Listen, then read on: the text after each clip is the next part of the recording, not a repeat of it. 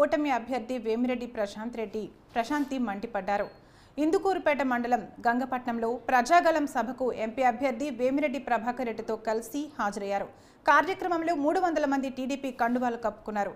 ఢిల్లీలో తప్ప గల్లీలో కానరాని వ్యక్తిని వైసీపీ ఎంపీ అభ్యర్థిగా ప్రకటించిందని, కూటమి అధికారంలోకి వస్తేనే అభివృద్ధి సాధ్యమని ప్రభాకర్ రెడ్డి అన్నారు.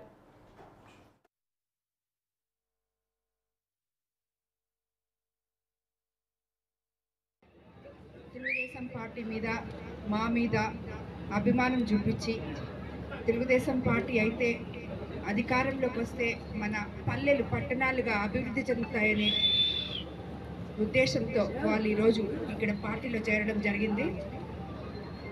మీకందరికీ తెలిసిన విషయమే. నేను 2 రోజుల ముందే గంగపట్నం వచ్చాను. మీ సమస్యలన్నీ విన్నాను. మీ స్థానిక నాయకులు చెప్పిన సమస్యలన్నీ విన్నాను.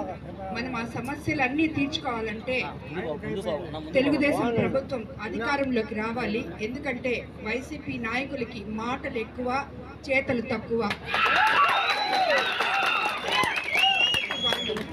మేము 6 సార్లు ఎమ్మెల్యేలు అయ్యాం, 7 సార్లు ఎమ్మెల్యే అని చెప్తున్నారే కానీ ఏ గ్రామానికి వెళ్ళినా, ఎక్కడికి వెళ్ళినా నేను మొట్టమొదట ప్రత్యక్ష రాజకీయాల్లోకి వచ్చాను.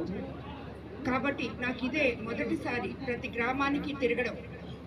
ఇన్ని గ్రామాల్లో ఏ గ్రామంలో కూడా అత్యంత అవసరమైన మంచినీళ్ళే చాలా కొరతగా ఉన్నాయి. 13 ఎలక్షన్లు కాగానే 14 మళ్ళీ మీ ఒక్కరికి దొరకడు. ఫోన్ చేసినా ఫోన్ కూడా ఎత్తుకునే పరిస్థితి లేదు.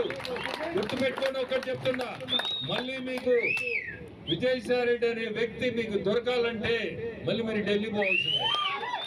మీరు ఢిల్లీకి పోయేది లేదు, అతను మీకు దొరికేది లేదు. ఇది గుర్తుపెట్టుకోండి. నేను నెల్లూరులో ఉండేవాడిని.